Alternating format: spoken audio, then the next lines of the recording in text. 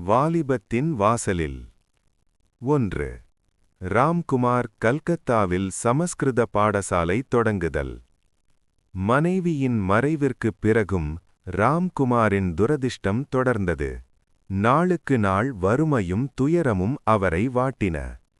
பிற வீடுகளில் அவர் செய்து வந்த பூஜை மற்றும் சடங்குகளுக்கான வருமானம் படிப்படியாகக் குறைந்தது.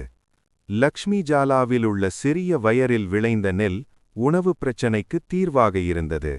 ஆனால் உடைகள் போன்ற அத்தியாவசிய தேவைகளை பூர்த்தி செய்வதில் சிரமம் ஏற்பட்டது. வயோதிக தாய் சந்திராதேவிக்கும் தாயை இழந்த குழந்தையான அக்ஷயனுக்கும் தினமும் பால் தேவைப்பட்டது. இதற்காக கடன் வாங்க வேண்டிய கட்டாயம் ஏற்பட்டதால் ராம்குமார் கடனில் மூழ்கத் தொடங்கினார். நிலைமையை சீராக்க அவர் காமர்பகூரை விட்டு வெளியேறி நகரங்களுக்குச் சென்று பொருளீட்ட முடிவு செய்தார். மனைவியின் நினைவுகளிலிருந்து விடுபட்டு மன அமைதி பெறவும் அவர் விரும்பினார். கல்கத்தாவில் நல்வாய்ப்புகள் அதிகம் என்று நண்பர்கள் கூறியதை ஏற்று ராம்குமார் அங்கு செல்ல தீர்மானித்தார். குடும்ப பொறுப்பை தம்பி ராமேஸ்வரரிடம் ஒப்படைத்துவிட்டு கல்கத்தா சென்றார். அங்கு ஜாமாபுகூர் என்னும் இடத்தில் ஒரு சமஸ்கிருத பாடசாலையை தொடங்கி மாணவர்களுக்கு கல்வி கற்பிக்கலானார். 2. ராம்குமாரின் மனைவியின் மறைவிற்குப் பின்னர் குடும்பம்.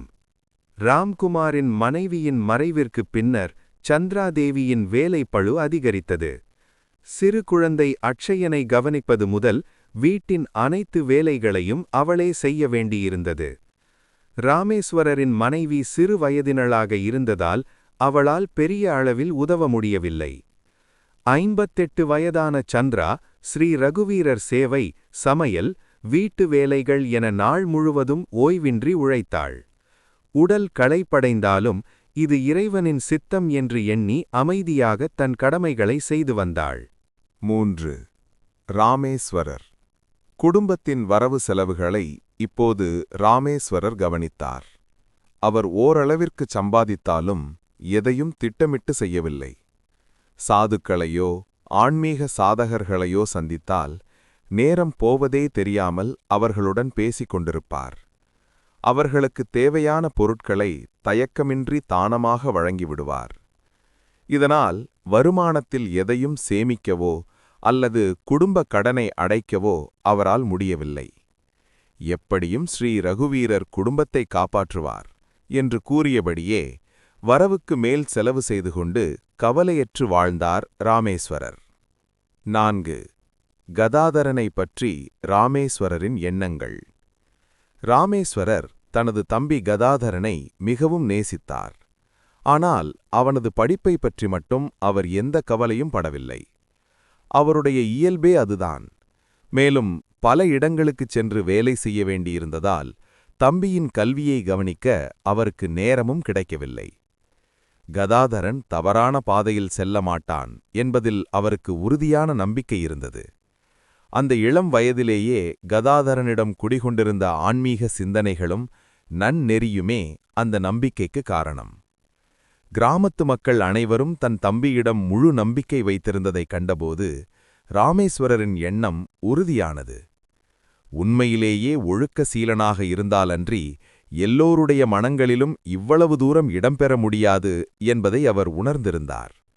எனவே கதாதரனை அவனது விருப்பப்படியே விட்டுவிட்டு அவனது எதிர்காலத்தைப் பற்றிய நற்கனவுகளுடன் நிம்மதியாக இருந்தார். இது கதாதரனுக்கு எங்கு வேண்டுமானாலும் செல்லும் சுதந்திரத்தை அளித்தது. 5.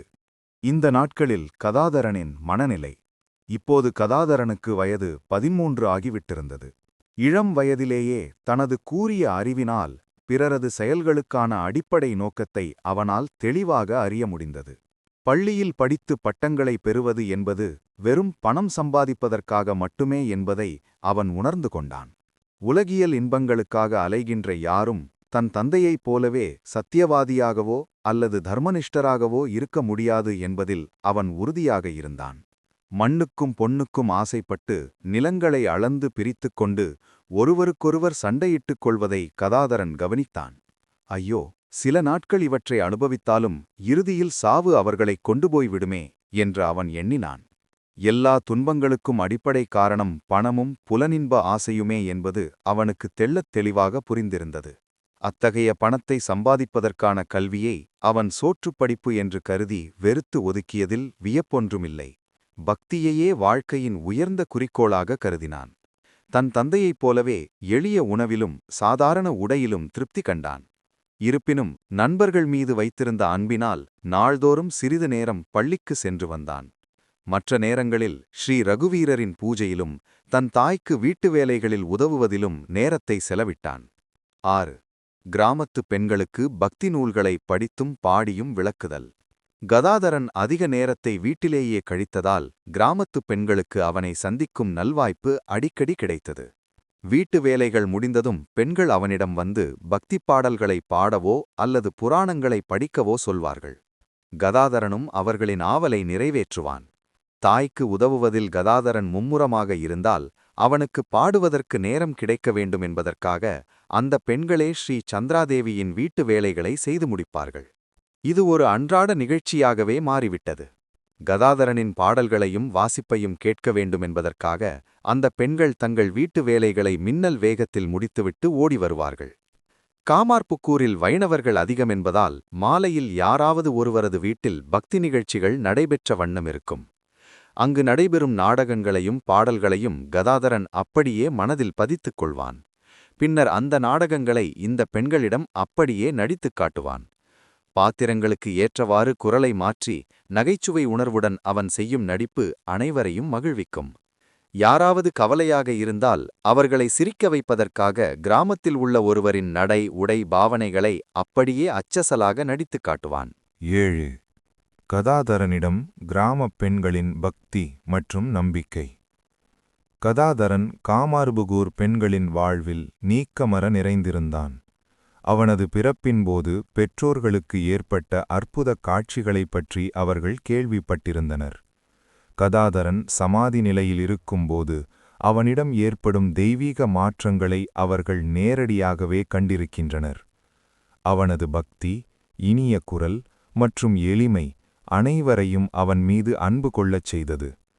தர்மதாஸ் லாஹாவின் மகளான பிரசன்னமயியும் பிற முதிய பெண்களும் கதாதரனிடம் பாலகோபாலனையே கண்டனர். இளைய பெண்கள் அவனை பகவான் ஸ்ரீ கிருஷ்ணரின் அம்சமாகக் கருதி தங்கள் ஆத்ம நண்பனாகக் கொண்டாடினர். இந்த உயர்ந்த நம்பிக்கையின் காரணமாக தங்கள் அந்தரங்க எண்ணங்களைக் கூட அவனிடம் தயக்கமின்றி பகிர்ந்து கொண்டு அறிவுரை கேட்டனர். அதன்படி நடக்கவும் அவர்கள் முயற்சி செய்தனர். அப்போதெல்லாம் கதாதரனும் அவர்களில் ஒருவனாகவே பழகினான். அந்த பெண்களும் அவனை தங்கள் வீட்டுப் பெண்ணாகவே கருதி அன்பு செலுத்தினர். 8. பெண் வேடத்தில் கதாதரன். சில நேரங்களில் கிராம பெண்களின் வேண்டுகோளுக்கிணங்கி கதாதரன் பெண்களைப் போலவே வேடமணிந்து நடிப்பதுண்டு. குறிப்பாக ராதை மற்றும் அவளது தோழி பிருந்தை போன்ற பாத்திரங்களில் அவர் தோன்றி நடிக்கும்போது நடை உடை பாவனைகள் என அனைத்திலும் ஒரு பெண்ணைப் போலவே காட்சியளிப்பார்.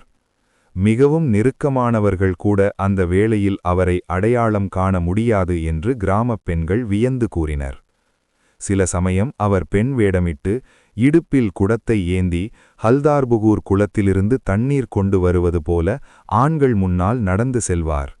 அந்த அசைவுகளைக் கண்டு எவருமே அவர் கதாதரன் என்று சொல்ல முடியாது. பெண்களின் நுணுக்கமான பாவனைகளை அவர் அந்த அளவிற்கு துல்லியமாக கவனித்திருந்தார். 9. சீதாநாத் பைன் குடும்பத்துடன் கதாதரனின் நட்பு. காமார்புக்கூரில் வாழ்ந்த செல்வந்தர் சீதாநாத் பைன் என்பவருடன் கதாதரன் மிகுந்த நட்பு கொண்டிருந்தார். சீதாநாதருக்கு 7 புதல்வர்களும் 8 புதல்விகளும் இருந்தனர். அவர்கள் அனைவரும் ஒரு பெரிய கூட்டு குடும்பமாக வாழ்ந்து வந்தனர். சீதாநாதரின் மனைவியும் மற்ற பெண்களும் ஓய்வு நேரங்களில் சந்திராதேவியின் வீட்டிற்கு வந்து கதாதரனின் ஆடல் பாடல்களைக் கண்டு ரசிப்பார்கள். சில நேரங்களில் கதாதரனை தங்கள் வீட்டிற்கு அழைத்துச் சென்று பெண் வேடமிட்டு நடிக்கச் செய்தும் மகிழ்வார்கள். சீதாநாத் பைனும் கதாதரனை தனது சொந்தப் பிள்ளை போலவே நேசித்தார். கதாதரனின் உயர்ந்த ஒழுக்கத்தை அந்த வீட்டு ஆண்கள் நன்றாக அறிந்திருந்ததால் தங்கள் வீட்டுப் பெண்கள் அவனுடன் பழகுவதற்கு எவ்வித தடையும் விதிக்கவில்லை. இருப்பினும் துர்காதாஸ் பைன் என்பவருக்கு மட்டும் இது பிடிக்கவில்லை. அவர் வணிகர் குடியிருப்பில் கௌரவமாக வாழ்ந்தவர். கதாதரனை அவர் மதித்த போதிலும் பெண்கள் பர்தா முறையை மீறுவதை அவர் சிறிதும் விரும்பவில்லை.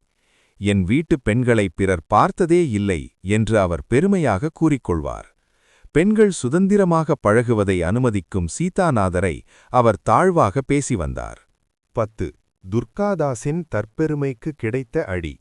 ஒருநாள் துர்காதாஸ் தன் குடும்பப் பெண்களின் பர்தா முறையைப் பற்றி பெருமையாக பேசிக் கொண்டிருந்தபோது கதாதரன் அங்கு வந்தான். துர்காதாஸின் பேச்சு அவனுக்கு ஒரு சவாலாக அமைந்தது. கதாதரன் அவரிடம், ஐயா, பெண்களை பர்தா முறையினால் மட்டும் பாதுகாத்துவிட முடியாது. ஒழுக்கத்தினாலும் பக்தியினாலுமே அவர்கள் தூயவர்களாக வாழ முடியும்.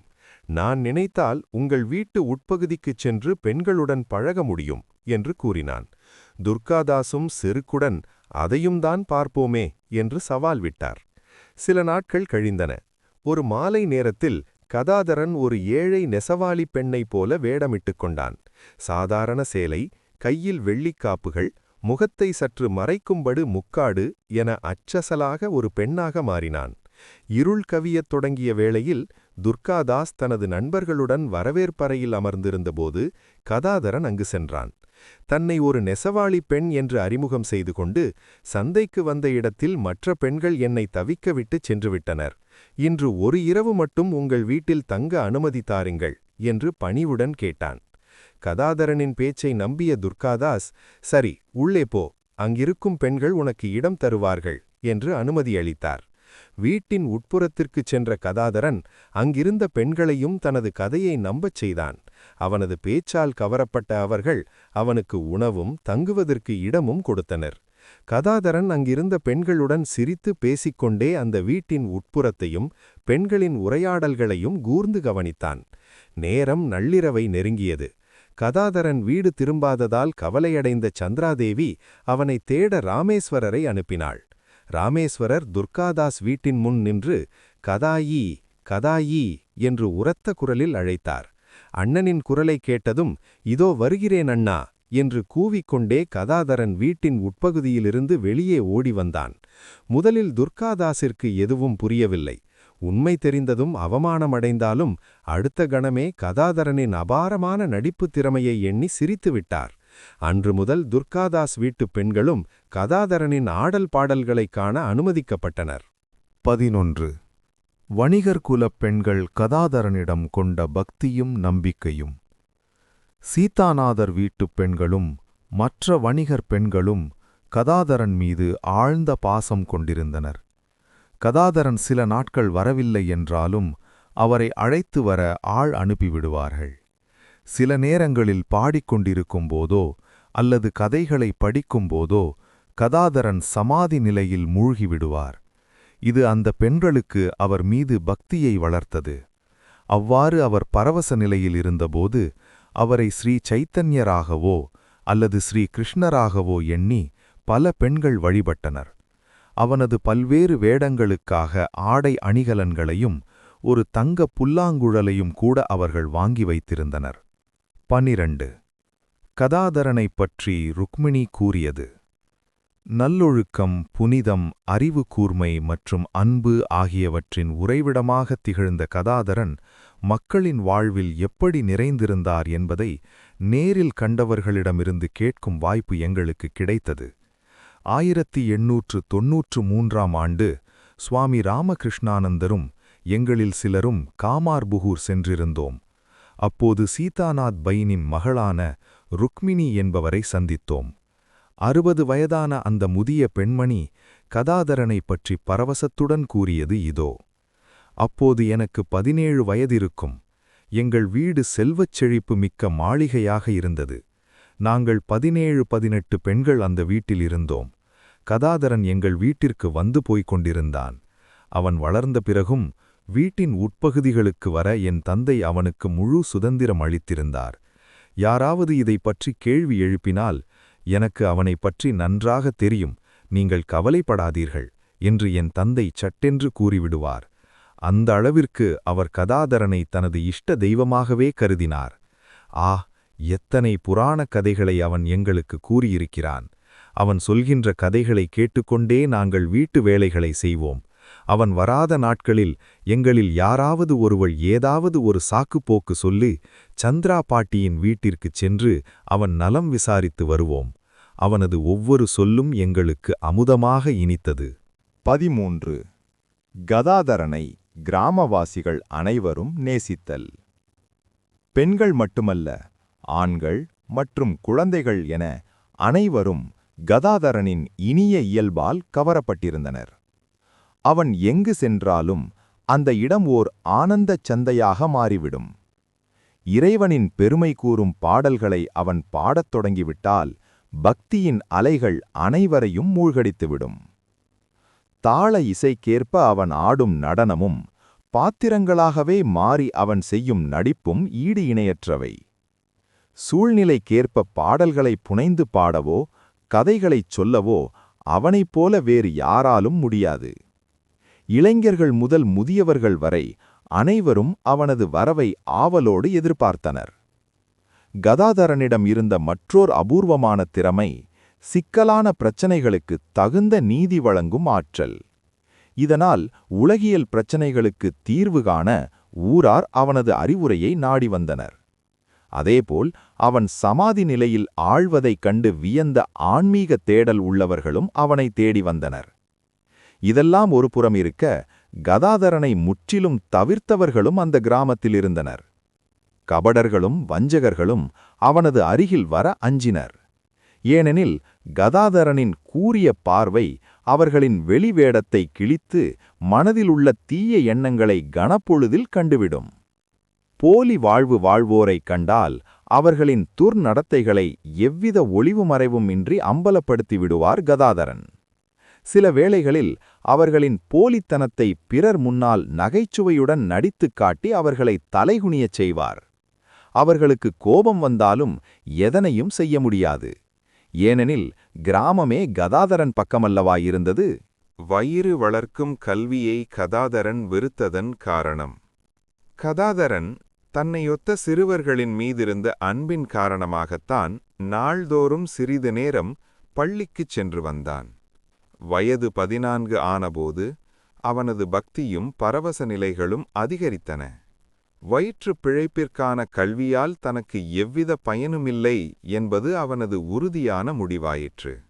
தன் வாழ்க்கை ஏதோ ஓர் உயர்ந்த லட்சியத்திற்காக ஏற்பட்டிருக்கிறது என்பதையும், தன் ஆற்றல் முழுவதையும் உண்மையை அடைவதற்காகவே செலுத்த வேண்டும் என்பதையும் கதாதரன் உணர்ந்தான். அந்த மகோன்னதமான லட்சியம் சில வேளைகளில் அவன் மனக்கண் முன் நிழற்சித்திரம் போலத் தோன்றும். வருங்கால வாழ்வை எவ்வாறு அமைத்துக் கொள்ள வேண்டும் என்ற கேள்வி எழும்போதெல்லாம் அவனது விவேக புத்தி ஒரு சித்திரத்தை காட்டும். அது காவி உடை அணிந்து வேள்வித் தீயின் அருகில் அமர்ந்து தவம் செய்வதும் பிச்சை எடுத்து உண்பதுமான ஒரு துறவற வாழ்க்கை. ஆனால் அதே சமயம் அவனது அன்புள்ளம் மற்றோர் ஓவியத்தை தீட்டும். அது தனது தாய், சகோதரர்கள் மற்றும் குடும்பத்தினர் மீது கொண்ட பாசம். இறுதியில் அன்புள்ளம் தீட்டிய சித்திரமே அவனுள் வென்று நின்றது. அது கதாதரனை துறவு எண்ணத்தை கைவிடச் செய்தது. அதற்கு பதிலாக தன் தந்தையைப் போலவே கடவுளை நம்பி உலகியலில் ஈடுபட்டு தாய்க்கும் குடும்பத்திற்கும் உதவுமாறு அவனை தூண்டியது.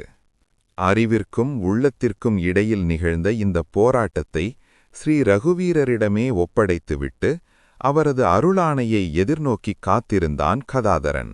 15. கதாதரனின் உண்மையான மன இயல்பு. மற்றெல்லா பண்புகளையும் விட கருணை என்னும் மகத்தான குணம் கதாதரனின் உள்ளத்தை நிறைத்திருந்தது. கிராம மக்களின் சுகதுக்கங்களை அவன் தனது துக்கங்களாகவே கருதினான். உலகை துறக்க வேண்டும் என்ற எண்ணம் தோன்றும் போதெல்லாம் தன் மீது நம்பிக்கை வைத்திருக்கும் அந்த எளிய மக்களின் நினைவு அவனை தடுத்தது.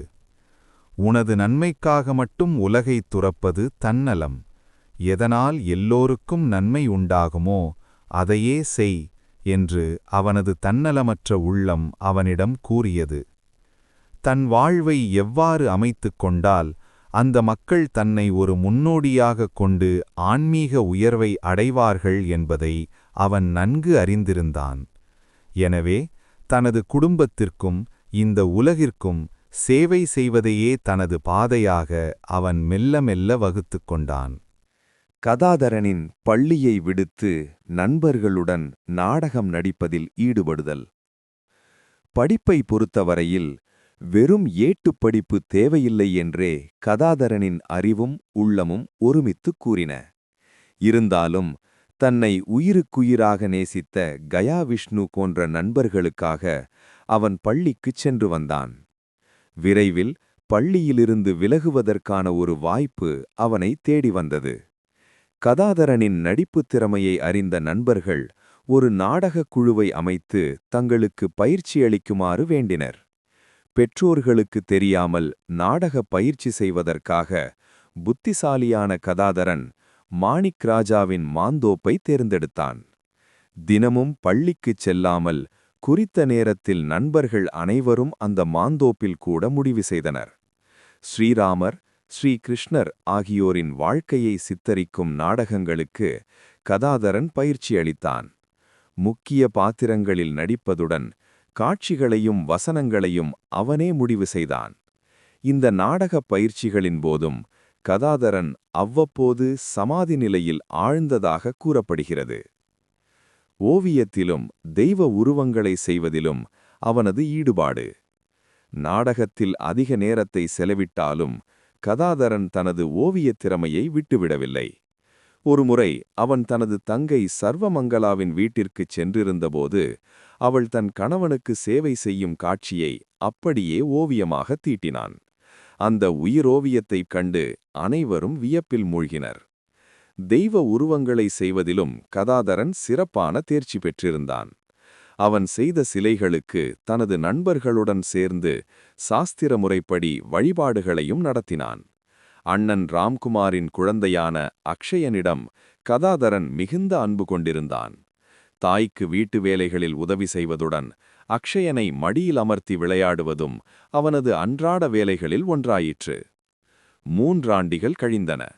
கதாதரன் இப்போது 17 வயது வாலிபனாக வளர்ந்திருந்தான்.